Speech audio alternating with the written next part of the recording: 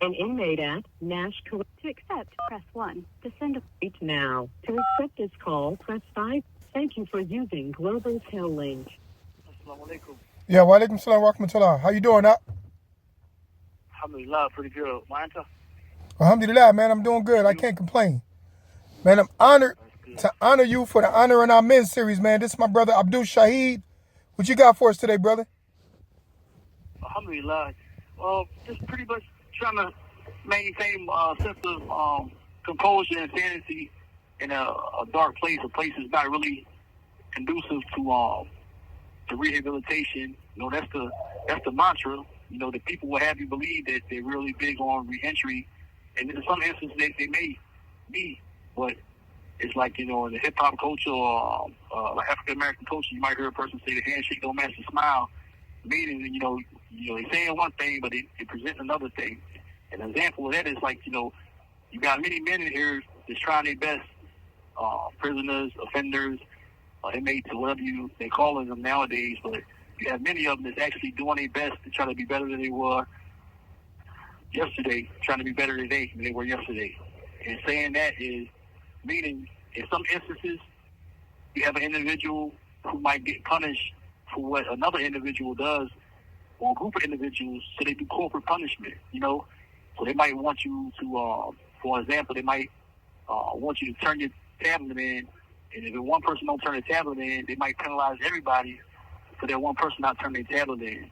Or if you got chemicals in your room, and you don't supposed to have chemicals in your room, they might say that the person that gets caught with chemicals in their room will lose their tablet privileges if you get caught with chemicals in their room, and the persons that get caught with chemicals in the room, they'll lose their tablet privileges, but actually they'll take the privileges from the whole unit.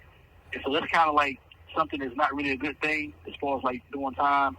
It shouldn't be that way. You shouldn't get punished for what someone... This call is from a North Carolina correctional facility. Because you're only accountable for your own actions. Abdus Shahid. Like, yeah, sorry, I want to stop you for 1 second. Clear it up for the people that's listening. What you mean by chemicals? Oh, chemicals like, you know, well, we have like disinfectant to spray the, because you have open dorm area, and you got about almost 50 inmates that use between 3 bathrooms. You got 50 inmates that may have to use the same restroom, and some people are more clean than other people, and you know how easy it is to spread infectious disease and things that of course, you know, you want to wipe the toilet seat before you sit on it. And so they used to have chemicals in these bathrooms so people could be able to use the chemicals, and then the people that actually have rooms to spray their to clean their toilet and to clean their room. They encourage you to do this, but number one, they don't give you enough chemicals to do it. And then, as I mentioned before, for some of the people who actually get caught with some of those chemicals in their room, they might not write you up, but they may punish everyone for 1 or 2 individuals having chemicals in their room, as opposed to just the individual who got caught with it. Okay, so basically chemicals meaning cleaning supplies. Again, this is just for the people that's that's out in public. They, you know, exactly. So chemicals are cleaning supplies. Okay, proceed, brother. Exactly.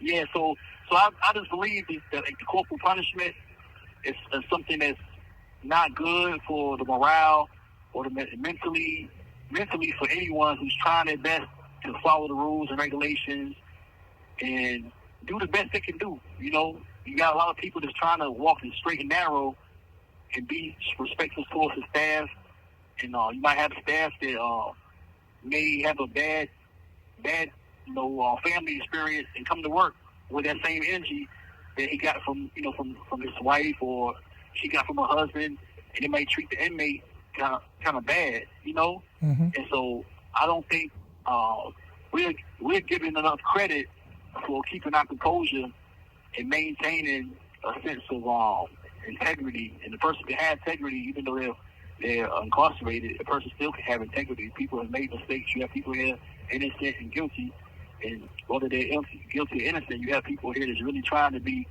like better. They're trying to make amends, or they're trying to just walk a path where some type of redemption, or walk a path of some type of moral, upright character, where they're trying to be someone they can say My daughter's proud of me. I've taken this class. My son is proud of me. I've taken this class. My mom and my dad is proud of me that I've been able to complete this course.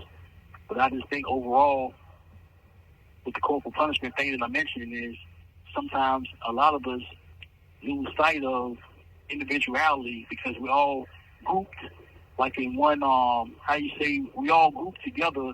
Like what one of y'all do, that's what all y'all do. And that's not fair to us as an individual, as an inmate or offender. They keep changing names. You know, they want to be addressed just as inmates, and then they want to address as an offender or prisoner. But it's all the same, you know.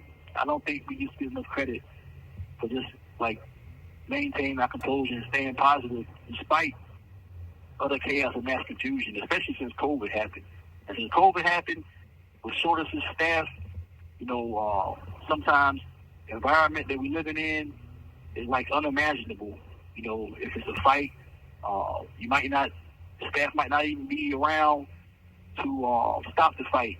And then don't let it be like a really, really bad fight to where there's so much tension built up. There's a national tension in the block because of the fight that occurred. And then people on like on pins and needles, or eggshells, so to speak, because they don't know what's going to happen. Like, because the officers are actually here to serve and protect us from harming ourselves or from someone harming us. And it's just, I guess you could say, like, a lack of accountability from the staff is not really there, because I guess they say, let me just get a job, let me just get a paycheck. You know what? Ain't no big deal. And they animals, and some of them, officers do think of us as animals, and some officers do think of us as like the scum of the earth. You know, they don't deserve a second chance, or they rob and steal and rape and did things like that. They're right where they're supposed to be. And the judge sentenced us, so we're doing time. We're already being punished, so we shouldn't be like double jeopardy. You shouldn't be punished twice. You know, treated badly because we are an inmate, incarcerated. You know, so it's so much that can be covered in that respect. You know, I just think that the staff should be more professional, and they should be more stringent on like who they hire. But they're so desperate and in need that the system, it's a broken system altogether. You know, and there's just so much that we could probably discuss dealing with just how broken the system is. You know, and it's just not to single out any officers being like a bad officer.